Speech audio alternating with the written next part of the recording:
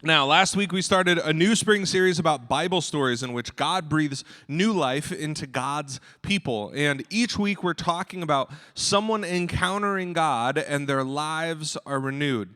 They have more life than before because of what God has done. And last week we talked about the Apostle Peter and how Jesus restored him after Christ's resurrection, asking him 3 times, one for each time that he denied him, "Do you love me? Do you love me?" And then he ends with the admonishment of "Come follow me." The same invitation, likely in the same fishing spot that he first asked him. He restored Peter and helped him come back to a spiritual life that he thought was ruined to him after denying Jesus. And I realized that the premise of the series is what happens when someone encounters Jesus. It's easier to do for the people reading the stories, and we're like, you know me, Pastor Richard's called me ruthlessly practical. So you're like, you talk about next steps all the time, but like, encountering Jesus, dude, really? Like, are you supposed to see something? Are you supposed to physically hear something? And some people have an especially difficult time when the supernatural things of the Bible happen if you've never experienced anything like that, or the long two-way conversations that people have with God where they speak and then God speaks and then you speak back to God. You might not have had that experience. It's just sometimes difficult to identify with a type of experience if you've never had it.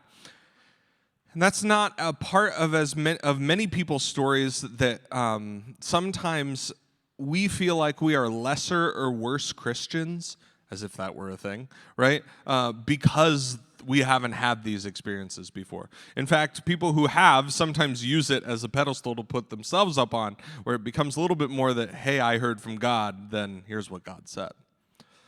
The reality is, many of us don't have that one-to-one experience with God where the sky opens up and God tells you what to do, and that's okay, right? I think I certainly don't have that daily experience where God shows up in my office and is like, "Hey, Chris," I'm like, "What's up, God?" And then we're like, "Here's the things to talk about today." No.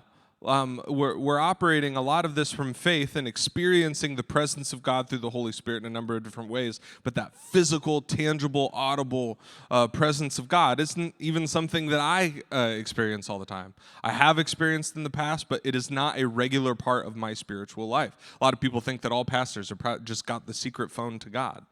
No, this is something that we're all operating on faith in as well. And instead, the reality is many of us are trying to live our faith in practical, holistic ways that help us to learn more about God and more about ourselves. And that's what we're about here at Men of Hope and about hope in general. And that's the perfect backdrop for our character Mordecai from the book of Esther. Esther is a curious book of Scripture. And this is a weird one to do for our series, but I was like, ooh, it sounds like a challenge. It sounds like fun. Because we're talking about how God gives people new life. Guess who's never mentioned in the book of Esther? The word God is never mentioned once in the book of Esther. That might be surprising to you to know that there's a book in the Bible where God is, in a book that is like narrative in nature, right? It tells a story. God is never once mentioned. How did it get in the Bible then, you wonder? Because like most of our lives, we have to look for the many little ways that God's Spirit and God's presence and the God who is lining things up for us is working in our day-to-day, because God never leaves us, right? God is working in our lives. God is tangible in your life even if you don't encounter tangible God. Does that make sense? Just because you can't hear God does not mean God is not there. And because many of us don't have the roadmap laid out in front of us with a heavenly chorus cheering us on, it takes courage to keep going. Because many of us don't, if you don't have something to fall back on well, you know, this is the faith that I have that God's got my best interest at heart, you could look at all this and go, wait a second. When you pray, you're not getting a text back, right? You're not getting some sort of detail back. Well, I'm not sure I can be a part of that. What are you guys even doing? No, it takes courage and faith to keep going and in many of our lives, knowing that God is behind us in the scene of things. And many of us, and I've heard many of your stories, and you heard many of them in our series last series during last month, where people have noticed on the other side of struggles and on the other side of success where God was working, and you look back and you go, oh man, God was there the whole time. It takes courage to keep going. In many circumstances, courage, where we as men really like the word courage, we're like, yes, courageous. Like where you think that, like, if you tie the image of courage to something, you think of like a knight or something, which is also a very like stereotypical like men's ministry, like, yeah, like a warrior, right? Courage, true. Warriors have courage. Soldiers have courage. We have first responders here in Men of Hope. Takes a ton of courage. For each and every one of us, friends, it's a both and, not a either or. In many of our life circumstances and in the lives of the first responders as well, courage often means continuing to show up day after day to your life. Even if you're not in a situation where you need stereotypical courage to fight some mythical beast, right? We are all facing some sort of thing that we're fighting. And if you don't have some sort of concrete example with God, it's easy to go, God, where are you in all of this? It takes courage to continue to show up day after day and go, God, what do you have for me now? What are we doing now? And where are you leading me? And continuing to see God's invitations for good. Esther keeps showing up because she's just a girl, right? Judged for her ethnicity and her religious tradition. She's a part of the minority of the biggest city in the ruling group of the day, the Persian Empire. So here's kind of how this book starts, and then we'll get to our part with Mordecai, okay? A very problematic King Xerxes goes around and because he's the king with unchecked power, is auditioning women to be his new queen, which is like problematic in a way that I don't think any of us would disagree with, right? Like that's a little messed up. And the old one refused to dance for his friends. So he decided she had to die and he had to find a new one. So just to paint the picture of who this guy is, right? Okay, we want to talk about unchecked power, some issues here. Even though it was scary and she didn't know who she was supposed to be in life, she was likely very young, or what was going to happen to her, she went along with it to save her people, to save her family, to save repercussions against those that she lived with. She went to go be the new queen. And now, the story focuses a little bit more on another character, her uncle Mordecai. He's the one that raised Esther, and if you remember, he moved out by the gate of the palace to be near his niece. So talk about a good guy uncle. He knew that maybe she wouldn't be safe with this completely unhinged king, and so he went and moved to just live outside right next to the palace, just to like be around in case she needed him. So first of all, seems like a neat guy. And really, truly, Mordecai is a good dude. To demonstrate this, the Bible tells this very short story. So I'm going to flip to it. You can as well. Esther chapter 2, we're going to go to verse 21. Esther chapter 2, verse 21. Or you can, as I like to say, stare at me awkwardly. Your choice. Here we are. Esther, chapter 2, verse 21. All right. Starting in verse 21. One day as Mordecai was on duty at the king's gate, two of the king's eunuchs, basically two people who had their whole life donated to the service of the king. Right, these are like the people who are really they have lost a certain part of their physicality to guarantee that their families will never be apart or they will never be more loyal to their families than the king. These people are all in for the monarchy. Okay, so two of the king's eunuchs, Bigthana and Teresh, who were the guards at the door of the king's private quarters. Again, important. Became angry at King Xerxes and plotted to assassinate him. And apparently you just talk about these things when you're not in the palace. And Mordecai heard them. He heard about the plot and gave the information to Queen Esther. And she told the king about it and gave Mordecai credit for the report. When an investigation was made and Mordecai's story was found to be true, the two men were impaled on a sharpened pole. And this was recorded in something that readers would have maybe seen before, but the official record. They're saying, you can go fact check this. This is the case. A lot of dads or older male family members get out the guns for a little boy taking their girl to homecoming, right? You know, maybe you've done it yourself. You've had the talk. You they're all over her pictures, and you're like giving them the eye, right? Like a lot of time, that's what happens. But this king all but kidnaps this girl away from Mordecai, who has been like a father to her. All but kidnaps her away after killing his last wife because she wouldn't dance for his friends. And what this guy does is tell the royalty when there is a plan to end his life. Want to talk about integrity? This is an A-plus guy, right? But here enters the main villain of the book. Oh, the other point I wanted to make was that, friends, courage is oftentimes using your integrity even if you don't want to. You think he wants to see this king die? Yeah. But he didn't let it happen because it would be wrong. So he didn't, right? So then we get our main character, our main villain of the book, surprisingly isn't the king who got rid of his wife. A gentleman named Haman gains recognition with that king, and because King Xerxes is a few tacos short of a combo meal, he basically puts Haman in charge of everything. Haman is essentially running things now so the king can go do whatever the king wants to do, which is bad because Haman is the worst. And I'm going to give you a couple of demonstrations soon, but he and Mordecai really, really, really don't get along, especially because of one particular interaction they have. So Esther chapter 3, right in the next chapter, right at the beginning, Esther chapter 3, verse 1. Sometime later, King Xerxes promoted Haman, son of a longer version of Haman, the Agagite, over the other nobles, making him the most powerful official in the empire.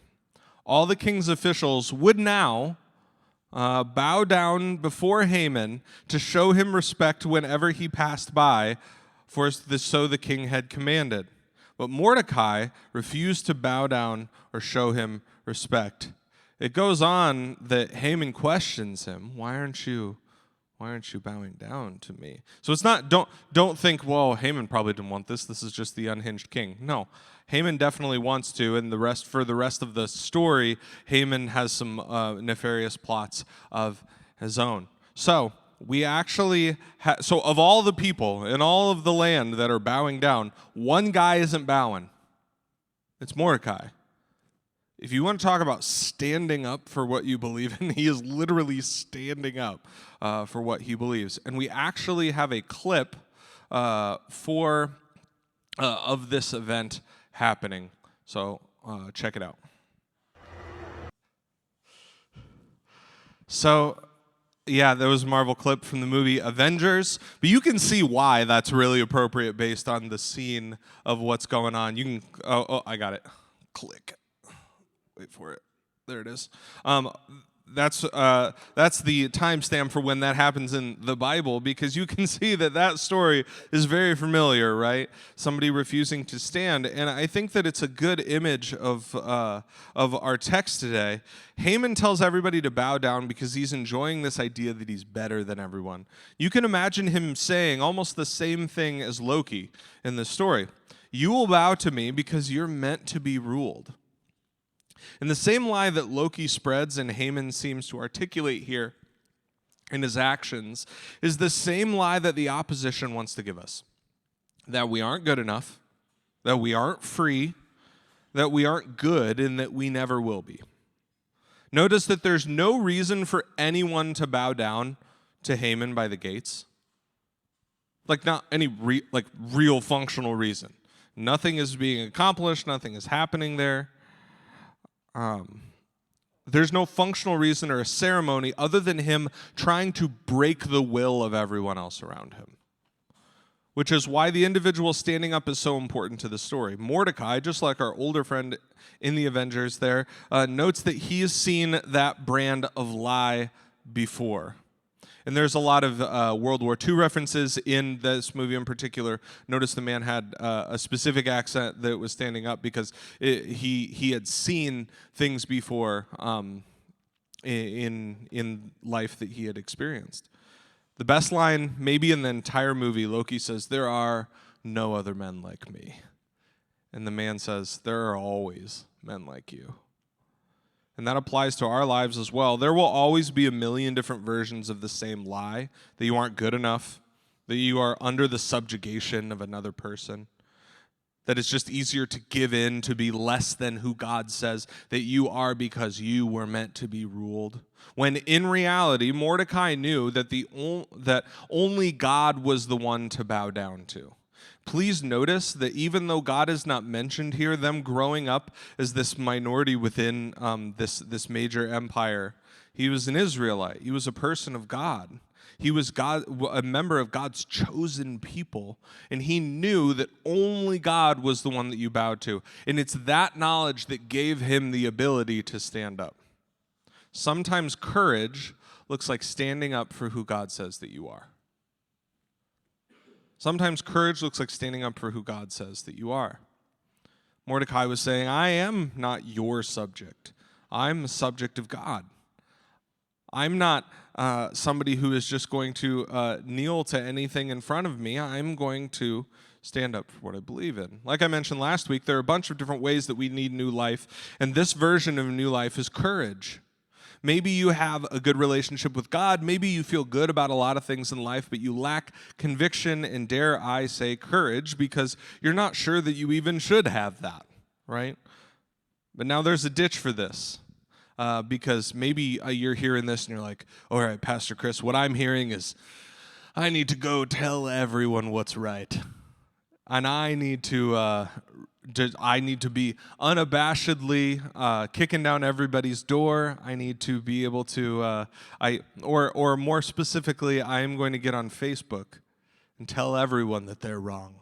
And do you know what that is? That's courage. No, it's not. Okay, there is a ditch for this. They originally deemed the term a decade or so for millennials, but older generations who have also grown within the last decade in social media usage have demonstrated a tendency to fall into this trap as well. It's called clicktivism, or they also call it slacktivism, other things like that. The basic idea is that us shouting at others on the internet is often confused for doing something. Like, I'm making a difference. Actually, you typed, right?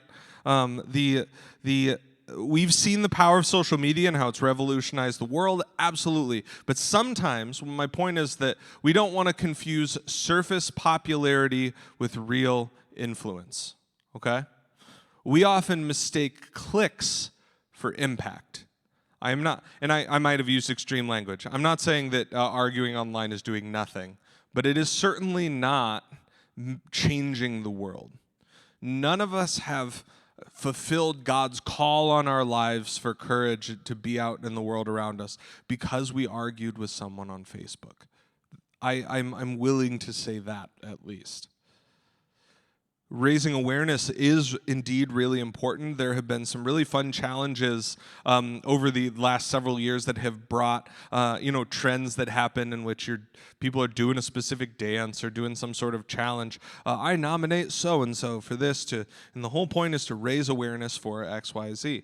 That's really great, and it can bring notoriety to things who might not have gotten spotlight otherwise. But how many people, you remember the ice bucket challenge? Do you guys remember this? Where you had to dump ice on your head to help raise awareness for ALS? How many people did the ice bucket challenge and nominated their friends, and all of that happened where no one's donating anything really, like not a lot, and while a person in a nursing home in our community with ALS sat there alone? I'm making a difference for the lives of people in ALS. when nobody donated any money and you just dumped ice on your head, right? Maybe you became more aware of ALS, and that's great, but don't confuse surface popularity with true influence. How many people write posts about their opinions about a group of people and their choices without actually knowing anyone from that particular group? Happens a lot. Jesus didn't post on Facebook about the marginalized. He ate lunch with them. Jesus didn't argue about people he disagreed with other people. He just ate lunch and fought, and even had disciples of the people that he didn't agree with. Please know that includes people who saw the world differently from him.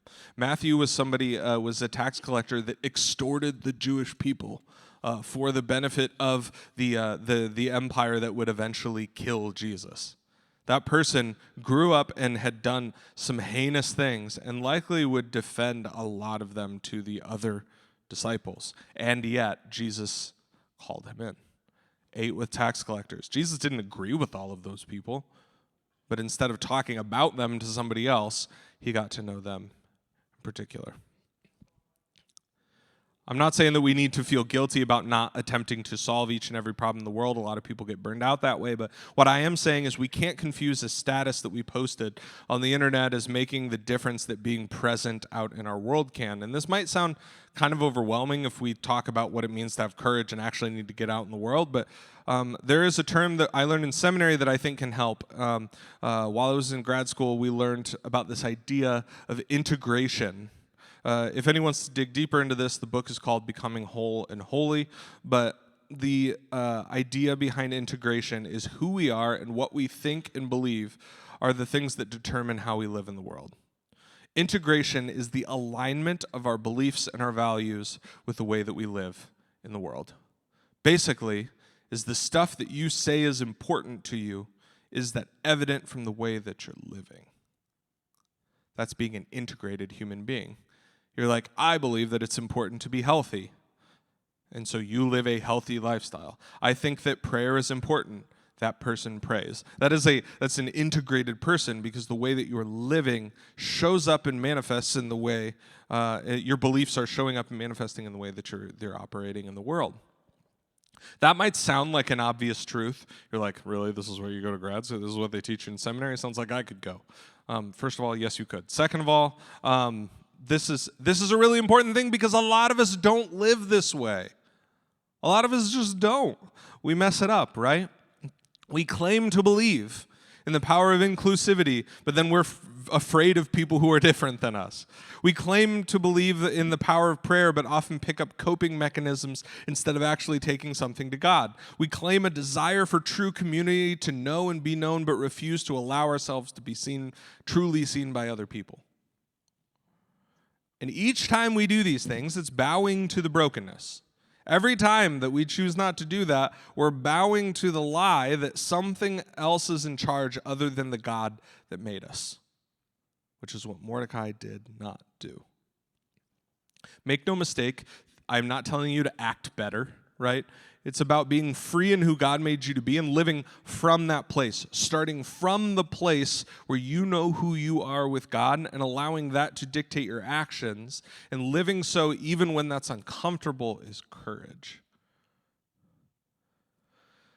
Maybe for you that looks like, we've talked a little bit about like some sort of activism, but also inclusiveness, advocacy, service, love, peace, friendship, community. Because when it's part of what you believe, fully integrated into who you are, it's just something that comes out of you. We want to be the type of people that stand up in our day-to-day lives, being who we were made to be even when it's hard. It's about standing up in our God-given identity. Again, sometimes courage looks like standing up for who God says that you are. But God doesn't stand above us demanding that we bow in the same way that Loki does. God comes down to stand with us in the form of Jesus. God comes to lay broken with us in our hurt, and with his Holy Spirit being the thing that helps lift us off the floor and into a better day.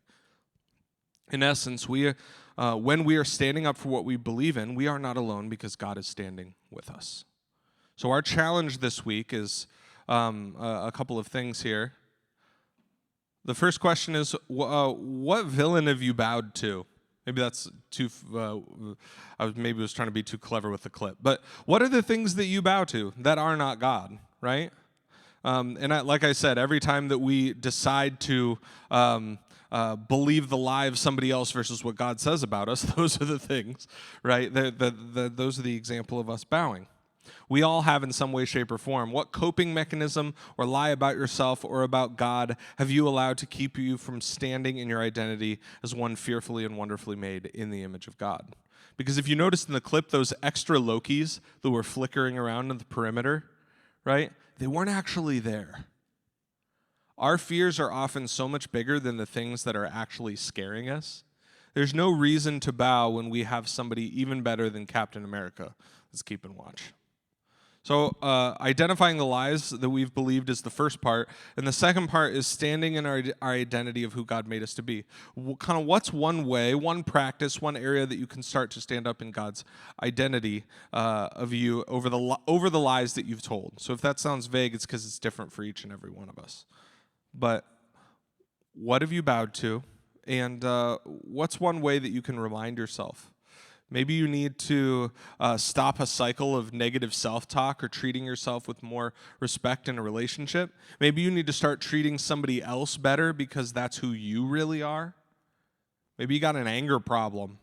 And so all of a sudden, the person you become when things get real rough is not actually who God says that you are. But because that's how you've lived for so long, that's just who you think that you are, right?